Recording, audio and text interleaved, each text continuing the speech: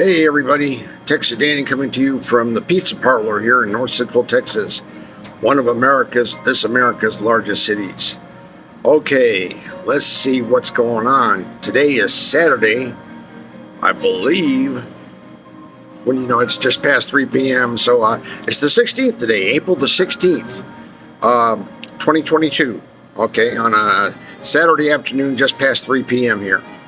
I was looking at Google Earth, and there's a number of things going on. I just looked at Manhattan Central Park to see what's going on there. Interesting structures coming in there from time to time, all the time. Very interesting, intriguing. Egyptian themed things, amusement kind of things, playgrounds, that all that kind of thing like that. And the sizes tend to be showing a little different now. They do.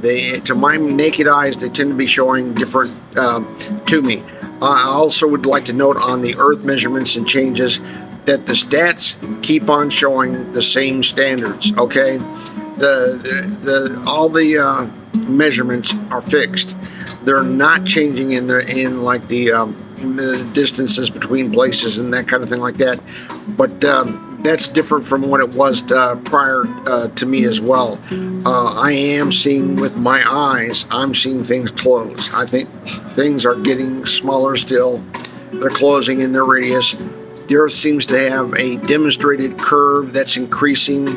I know we have the big debate that's going on, flat Earth, round Earth, no Earth, matrix Earth. This is a big, huge, wide open subject. And I am in the club of investigate.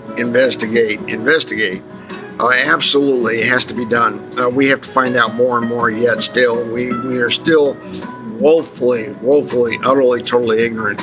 We know so little. And that's the truth of it. Now, as we're headed in whatever direction that we're headed, though, right now, and it's pretty dedicated, it's pretty fast. World events are being dictated, okay, by these circumstances. For example, one can imagine, and it's been part of our involvement since we, all of us, quantum jumped, or reality shifted, or timeline shifted, or skipped, or whatever.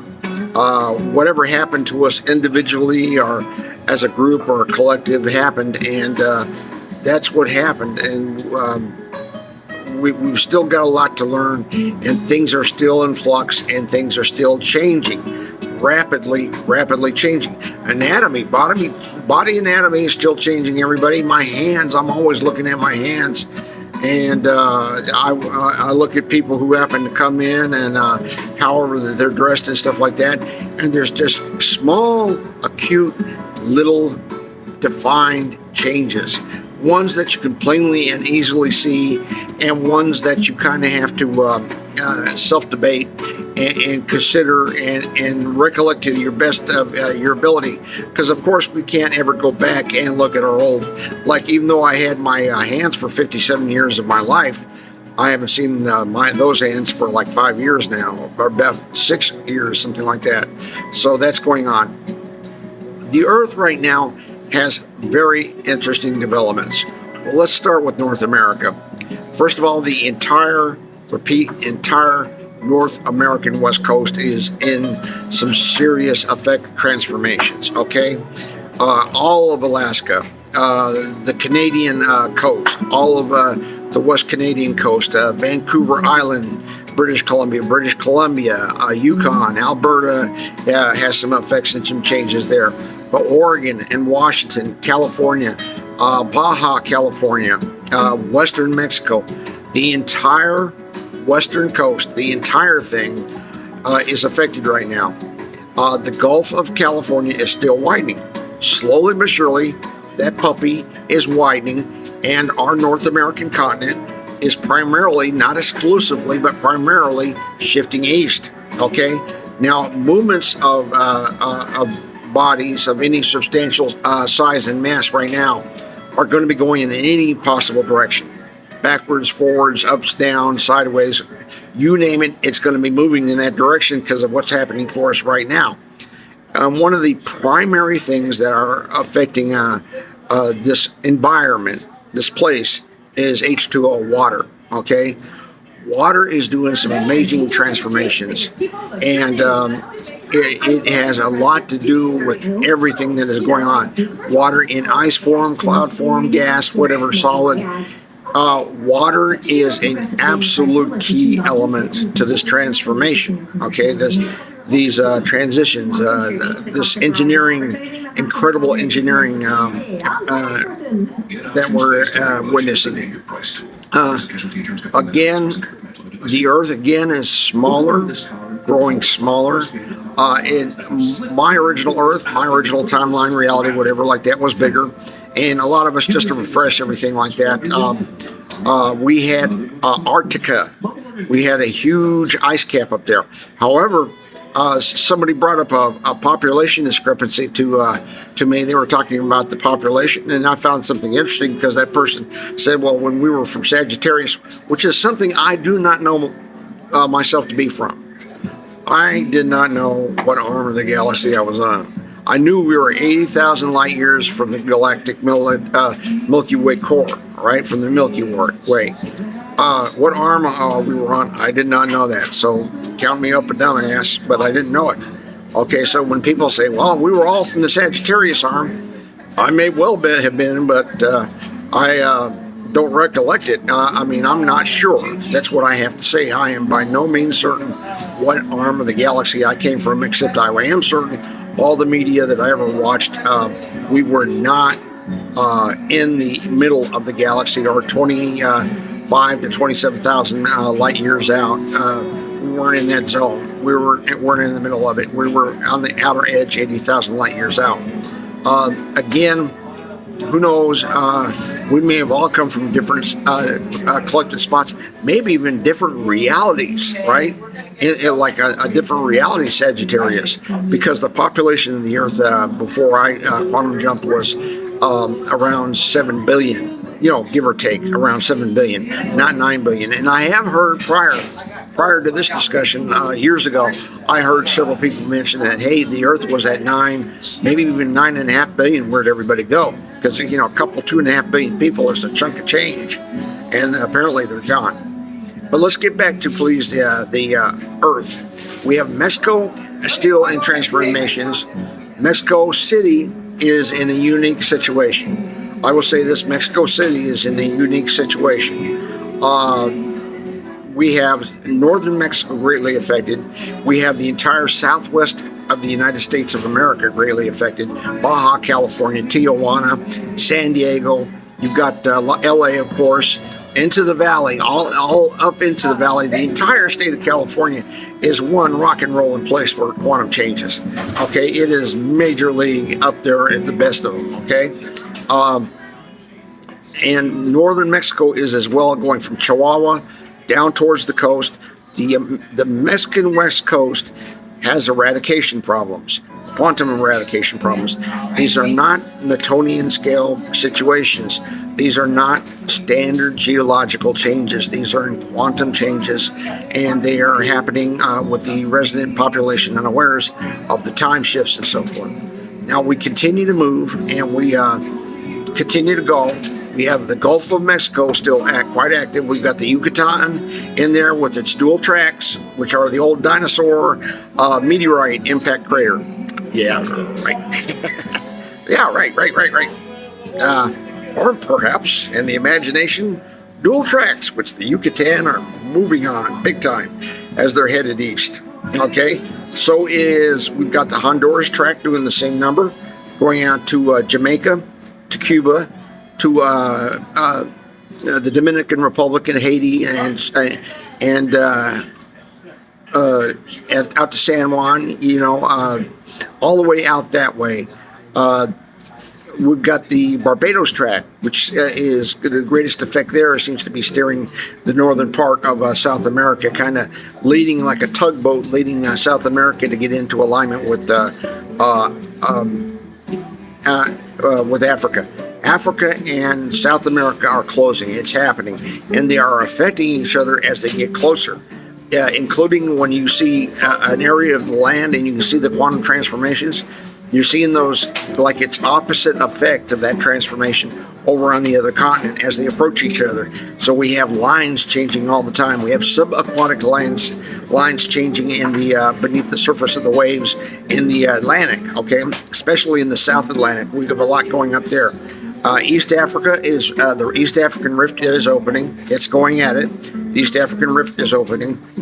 We have activities that go all the way from South Africa up to the Angolan Tract, all the way up into the DNC, into Western Africa. You have Nigeria, and you have Cameroon. Those areas are being greatly affected because the Chad Rift is also opening up in Africa, into the Sahara. Africa is prime time. It's going at it, okay? So is the Mediterranean is shrinking. Now, this again gets back to the parts of the situation with the world that we're in right now, because water is a absolute necessity. It's a key element. It's essential. You have to have it, right? Okay, for anything, for industry, for self-survival, what? And you've got the situation where you've got the Black Sea, the Caspian Sea, and the Mediterranean Sea are closing. But you have openings in Syria, and you have openings going out toward Basra, southern Iraq. You have those areas opening up like that. You've got Van, Turkey. You've got that entire area right there is very quantumly active, extremely quantumly active. And it's got a lot of transformations, a lot of things going on with the Iran, Persia, Afghanistan. That's intriguing, extremely intriguing, because those quantum lines are moving in there, folks. It's almost like one big geomagnetic engine, electromagnetic engine of some sort located in there, kind of a drive system or something. And the water that's being pushed up into Central Asia is going to cause a tremendous amount of changes. It goes right into the whole of Central Asia, right into Russia, right into China and Southeast Asia. Our most populous spot on the face of the earth is affected. The greatest population center on earth is going to be greatly affected about what's coming, okay? So it's going to be absolutely crucial that we sense, find out, know as much as possible. Even guessing is better than nothing. Sketch it out, people. Go on a quest. Sketch out what you need to know as far as what you're seeing, what your instincts. I think we all have a special, unique gift. Every last one of us has some kind of a special, unique gift unto each of us as an individual. Whatever gifts we were born with, or we acquire, or whatever. But even just plain old work is going to help in this situation, because we are headed for a situation of great transformation, of great change, and this is going to entail a great amount of unknowns, huge unknowns. There's just so much more that we don't know than we know. It should make our head spin. Okay, now again, as the Caspian and the Black Sea and the Mediterranean are closing, there's going to also be the situation with the Baltic. It is crucial that in Denmark, that Copenhagen remains open. Copenhagen must remain open. It's an imperative. Copenhagen must remain open. And then the Baltic is going to play St. Petersburg, all those areas, the Nordics. You've got Norway in great transformations because she's close to Greenland, and Greenland has got the water coming off in quantum fashion super quick. Okay, and then you have Finland and Sweden also in transformations in that area right there. Northern Russia has huge amounts of transformations. It's going all the way out into the Siberia, from Lake Baikal out into the peninsula out there. Of course, the Arctic Circle, what's going on there has a lot of changes that are going to be happening and going on right now. We have some mysterious circumstances with Saudi, right dead center in Saudi Arabia. We have what I've designated the Suez area. The Suez, Giza, as Area 42 has its effects as it's going southwest, okay, into Africa, the Sahara, into the Atlantic, and over to South America. We are super busy, and we continue to be so. I don't know how things will accelerate or slow down. Time is off, of course, for many of us, way off sometimes, and the environment is certainly unique. The moon, Luna, the moon is an absolute imperative for observations. This should be at the very top of your list to observe at almost all times. If you see the moon, observe the moon, note the moon, and what the moon is doing. Watch the moon. It is an imperative. I repeat, watch the moon. It is an absolute imperative. We continue, of course, again, to be active. We are going to have activities in China. We have the Hainan Island, which is a quantum island, is active. It's slightly active. It's not really going at it like it has in the past, but it is doing some movements. So Hainan Island in the South China Sea, a quantum island, is busy.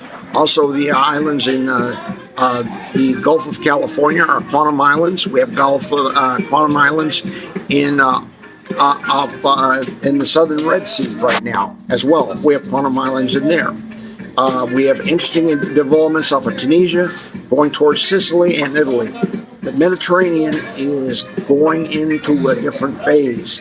We are going to have areas from the outside of space-time come into this reality and begin to manifest and show themselves as we have the conjoining of the dimensions, okay?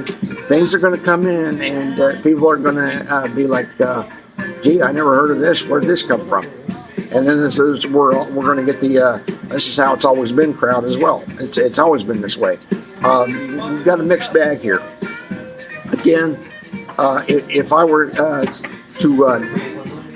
really emphasize some things, Central Asia, Russia, China, Japan, the Eastern Pacific, the most populated area down towards Bangladesh, India, of course, is very active, quantumly active, and it seems that Indonesia, Philippines, Australia, all that is tracking further, with the exception possibly of New Zealand, which New Zealand continues to kind of go on a southeastern tract, okay? And the island is being transformed and turned around without the awareness of the residents. Antarctica, of course, is changing. Antarctica is phasing into the new dimension aspects of her transitions. This is fundamentally what's happening to the Earth. Is we are in a transformation of dimension, of time, right? Reconfigurations. It's a technology or magic or a spiritual manifestation or something completely unthought of that's occurring right now. But it's very, very dynamic, and it's very busy. Going back again to Greenland, Greenland's coastal areas are losing ice super quick, no doubt about it, visually at least. Of course, I keep on using my eyes to do the measurements because the standard measurements are fixed, okay? It's not showing any changes, even though I see things getting smaller. Now, if you look at all the areas around Greenland, look at how the land lines up with each other, how the shape of things seem to complement each other, how you can piece things together like a piece of a puzzle. And with that water being active like it is right now, and going up towards the top of the pole, with northern Russia being active, Alaska being active, northern Canada, we're going to have a lot of activities. There are things that I have, out of necessity, I have reserved that I won't mention about the Atlantic. There are things about the Atlantic I am just not going to mention. There's just reasons. There's a couple of very key things I have observed that something just tells me not to mention it. Okay, so I'm not going there with what's going on with the Atlantic. But take a look at the Bermuda. No reasonable government on the face of the world, no matter what circumstances, would let that be built as overbuilt as it is on Bermuda. Bermuda is packed. if you watch Bermuda, it's utterly illogically packed. It tells you there's a story going on right there about Bermuda. Again, going off of Greenland, going to the Nordics, Norway, Sweden, Finland, Northern Russia, the Baltics. Water is playing into this, and water is going to be driving some of the world affairs right now. It's going to just manifest itself and show itself. It's going to have to, because that is an essence that you can't live without in any way, shape, or form. So it's going to affect. But the Earth itself has got a lot of things. And there's some engineering aspects that I think we haven't touched on. Some things that I just show me that this place is artificial.